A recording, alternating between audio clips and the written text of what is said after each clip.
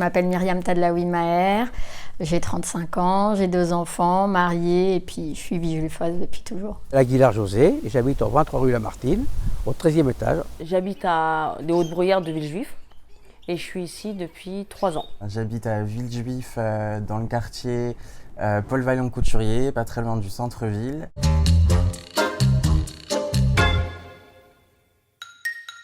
Le logement, ça m'évoque ma vie, là où je passe tous mes beaux temps, là où je suis à l'aise avec mes enfants, avec mon mari, avec la famille, quoi. Si on n'est pas bien dans notre logement, on n'est pas bien dans notre peau. Ça m'évoque avoir un toit,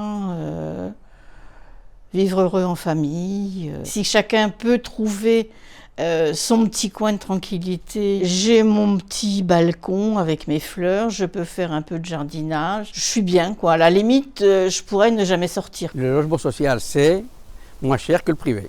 Le budget, c'est important. Ça, on peut mettre les sous de côté pour acheter une voiture, par exemple. Voilà. Et aller en vacances. Partir en Espagne, au Portugal. S'il n'y aurait pas eu, je resterais ici à Villejuif. Et le premier logement social, c'était pour moi déjà une accession à quelque chose, à moi. J'avais pas que ma chambre, j'avais la cuisine, j'avais la salle de bain. Déjà, j'ai fait une méga fête.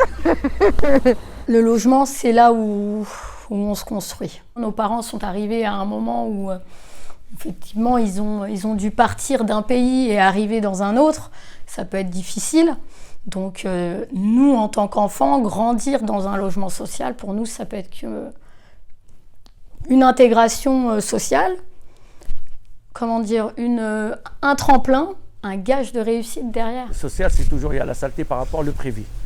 Le privé, voilà, c'est la classe. Le social, seulement, c'est pour les Arabes et les Blacks. Vous n'allez pas trouver des Français qui habitent dans les cités. On est fermé dans on va dire, le mot cage.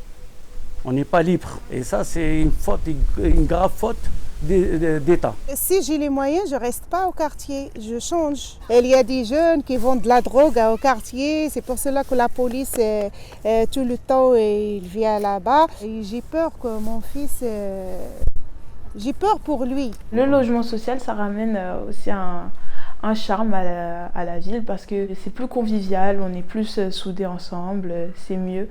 Et alors que dans les logements privés, ils sont plus éloignés, il y a plus de distance entre les gens. Ça prend du temps pour trouver un logement social, les dossiers mettent beaucoup de temps à passer. Il y a vraiment que des gens qui sont dans des situations les plus compliquées qui vont pouvoir avoir accès au logement social. J'ai un peu laissé tomber cette recherche parce qu'on m'a un peu convaincu que c'était pas pour mon type de candidature. Ma fille, ça fait 9 ans qu'elle avait déposé un demande de logement et on lui a donné que maintenant. On lui a demandé de travailler, on lui a demandé d'arrêter de faire des gosses. Et finalement, bon, à force de persévérer, elle a eu un logement. Il faut se battre pour avoir un logement social à Villejuif. Le logement social à Villejuif, je crois que ça représente Villejuif. Je ne sais même pas s'il y a du privé à Villejuif. Je vous jure. Ça m'évoque Lamartine, les Hautes-Bruyères, les 8 mai, les Lauzet. Le fait d'avoir des logements sociaux à Villejuif, c'est un très grand avantage. Un avantage pour le travail. Villejuif, il y a énormément d'appartements sociaux, très peu pour les gens riches. Mais c'est une ville qui a fait un choix, je pense, de loger des gens qui n'avaient pas les moyens d'aller dans des loyers exorbitants. Il faut des ouvriers. Sans ouvriers, on n'aurait pas de beaux appartements, on n'aurait pas de belles rues, on n'aurait rien. De les accueillir, c'est de prouver qu'on reconnaît leur travail, on reconnaît leur qualité. On nous a toujours répété, si tu fais une demande de logement social, c'est que t'es dans le besoin. Je me suis rendu compte que les loyers étaient quasiment dans les mêmes ordres de prix que pour le privé. Je me suis rendu compte aussi que c'était très important en fait de ne pas garder uniquement le logement social pour les personnes qui seraient les plus en difficulté. Justement, c'est ce melting pot, si je puis dire, qui va permettre, que la ville, que les gens vivent mieux ensemble. Pour ceux qui vivent à Villejuif, d'avoir un logement social, c'est une chance parce que, comme on l'a dit, même avec un petit salaire, on est aux portes de Paris, on a accès à tout. On sait que dans quelques années, il y aura le Grand Paris, donc on peut limite dire qu'on sera des Parisiens. Et pour la ville de Villejuif, ça permet d'avoir des jeunes actifs, travailleurs. J'ai vu vu au fil des années que la ville devenait un 92 mais chic, donc beaucoup de nouvelles constructions. Et j'ai peur que Villejuif se transforme vraiment pour les gens, par exemple avocats ou chefs d'entreprise, et que nous on essaye de... Enfin moi je me suis sentie rejetée. Le logement social, à l'avenir, ça va devenir de l'or. C'est inaccessible. C'est à côté de Paris, alors ça va, les prix ça monte vite. Ça risque de... Tout le monde part ailleurs, de chercher ailleurs. Un peu plus loin. Le Grand Paris risque peut-être effectivement de compliquer l'accès aux logements sociaux. Si l'agglomération grossit, ça peut devenir du coup un peu plus compliqué également d'accéder à des logements sociaux, puisqu'il faut quand même que les prioritaires y aient accès. J'ai un peu peur pour l'avenir du logement social à Villejuif parce que comme ça s'agrandit beaucoup et qu'il va y avoir des bureaux, on voit de plus en plus de logements privés qui sont implantés, qui grossissent.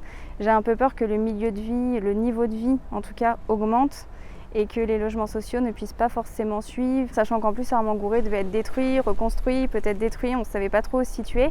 Et dans un cas comme ça, on ne sait pas encore ce qui viendra de nous, on sait juste qu'on nous fera des propositions. Je ne pourrais pas accepter à n'importe quelle condition juste parce que j'ai la même superficie et le même loyer. À Villejuif, ils ont tassé 2 cités et moi je ne veux point qu'ils cassent un seul bâtiment de mon quartier. Il y a des gens, ils habitent ici, ils ont grandi ici, ils vivent ici, c'est leur quartier quoi. S'ils cassent tout Villejuif, ils louent Villejuif à la fin. L'ancienne équipe, elle a construit pas mal des bâtiments privés et tout ça. Elle a vendu tous les terrains, il n'a même pas laissé les terrains pour construire pour le social. Nous, on veut un peu d'équilibre. Bien sûr, il faut qu'il y a des gens qui achètent, qui viennent, parce que Villejuif, c'est bien réputé, c'est à côté de Paris et tout ça. Mais aussi, il ne faut pas oublier les gens qui n'ont pas les moyens. Ce serait bien que le maire tienne aussi compte du reste de la population, que ce ne soit pas juste on fait tout pour que ceux qui ont des bas revenus puissent rester, et puis tant pis pour les cadres qui ont acheté. Voilà, parce que c'est quand même eux qui rapportent aussi de l'argent à la mairie, donc c'est quand même un équilibre à trouver. Quand on est maire aussi, il faut penser à sa ville qui s'enrichit et à faire rentrer aussi de l'argent, parce que l'argent ne vient pas comme ça. Mais faire une part des choses, enfin, moi, comme on va 50-50. Des gens qui achètent, et d'un autre côté, des gens qui ne peuvent pas acheter. Maintenant, comme ils veulent faire le Grand Paris, c'est ça, ou le Petit Paris, du coup, comme ça va être lié à Paris, ils veulent faire les mêmes prix que Paris. Même dans le logement social, pour les anciens, donc comme nous, je sais que les loyers ne bougeront plus. Et ils seront fixes, je crois, ils ne vont pas les élever. Mais par contre, si on compte déménager, je pense qu'on pourra pas rester. Il faudra partir du département, s'éloigner, rester peut-être dans le 94, mais pas aussi proche de Paris.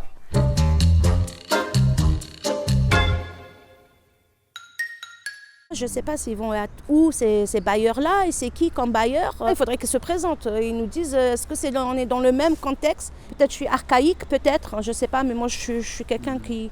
Je préfère voir les personnes, aller vers les gens. Un bailleur, il est, on va dire, obligé de s'occuper du bien-être de ses locataires, je pense. Il faut qu'il soit à l'écoute du locataire, qu'il prenne soin. C'est comme si on était ses enfants, quoi, c'est ça. Il a une grande maison, déjà être reçu, ou alors rien que par mail. Juste par mail déjà. Je préfère avoir un interlocuteur, pouvoir discuter avec lui, me sentir tranquille de savoir que ils connaissent la situation qui se passe actuellement. On n'est pas sur un gros groupe où on est un parmi 50 et qui savent pas. Par exemple, si on dit oui Armangouré, je pense que pour quelqu'un qui est à l'autre bout de Paris, ça lui parle pas du tout. De faire attention aussi aux prestataires de l'OPH, quand on les appelle. Et des fois on peut prendre une journée et ils viennent jamais. Et même pas on prévient. Il faudrait que l'OPH soit plus derrière ses prestataires pour que le service soit mieux rendu. Il ne faut pas augmenter les loyers. C'est pour ça qu'on l'appelle l'OPH, le social, les logements sociaux.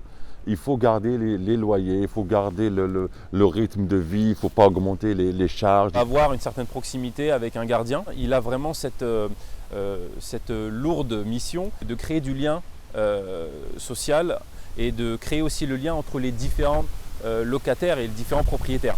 Il y a des quartiers à Villejuif où il n'y a pas de gardien. Et je pense que sans gardien, les quartiers c'est n'importe quoi. Ils sont quand même là pour démêler beaucoup de problèmes qu'on peut avoir. Eux ils font vraiment tout le boulot que l'OPH Enfin, ils leur mâchent le travail, quoi, les gardiens. Il faudrait aux gardiens qu'on lui accorde plus d'importance, qu'il ait une délégation plus grande que de faire le ménage, que de remplir un papier. Il faudra que le poste, à mon sens, évolue et qu'on forme des gens pour avoir ces compétences. Il faut que dans l'avenir, que chaque appartement soit rénové en conformité, l'électricité, la plomberie. C'est important de rénover parce que c'est très vieux, il y a 40 ans, 45 ans les bâtiments, ça n'a jamais été fait. Il faut que les bailleurs s'occupent de nous. Il y a des fuites, il y a l'humidité. Je n'ai pas arrêté de réparer, c'est moi qui ai fait le carrelage, c'est moi qui ai fait la peinture. Il faut qu'ils voient toutes ces choses-là, il faut qu'ils réparent le logement. Ce qui intéresse le bailleur, c'est l'argent. Il faut payer le loyer, c'est tout, la fin du mois. Mais ils ne cherchent pas notre problème, comment on vit. Ce qu'il faut changer, c'est que les grands appartements reviennent aux grandes familles et que les plus petits appartements reviennent aux petites familles, par exemple aux personnes qui ont un enfant ou 2 enfants. Ça apporterait l'égalité. Il faudrait peut-être changer la façon de le gérer dans un sens où, certes, ça aide des gens, mais au bout d'un moment, ces gens-là, ils n'ont plus forcément besoin de cette aide.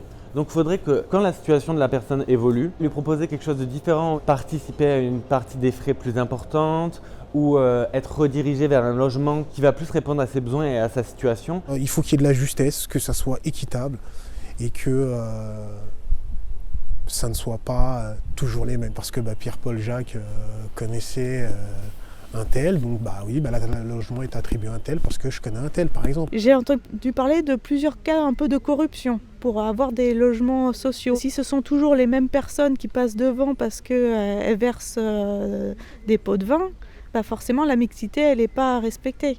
Après, est-ce que c'est vrai ou pas? Est-ce que c'est un petit peu ou beaucoup? Difficile à dire. Et je crois que ce sont quand même des comités restreints. Donc peut-être que si on pouvait y assister, ce serait un peu plus transparent. Pour moi, ce qui est primordial, c'est aussi conserver les jeunes Villejuifois à Villejuif. Une priorisation des jeunes à pouvoir accéder à un logement social. Et d'ailleurs, ça pourrait aussi les lancer dans leur vie. Il y a des gens qui travaillent de matin au soir. Le week-end, ils seront bien contents d'avoir une salle. Ils descendent tous, boire le thé, faire un loto, dialoguer, qu'est-ce qui va, ce qui ne va pas. Et les jeunes avec les personnes âgées. Responsabiliser les jeunes à faire des choses, pas les laisser traîner dans les rues. De plus accompagner les jeunes, on pourrait imaginer plein de choses, mais ouais, de l'aide aux devoirs, que ce soit les plus âgés, les lycéens qui aident les plus jeunes, des cours de théâtre, je sais qu'il y en a qui aiment faire de la danse, les jeunes générations elles seraient plus soudées, ça mettrait de la chaleur dans le quartier un petit peu, du baume au cœur.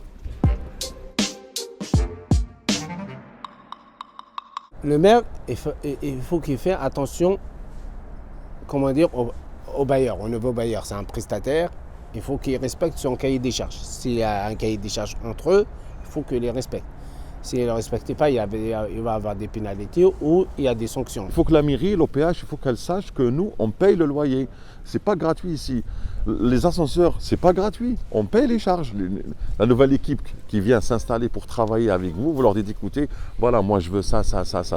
Et c'est vraiment, si le travail n'est pas fait, s'il est mal fait, vous aurez des amendes.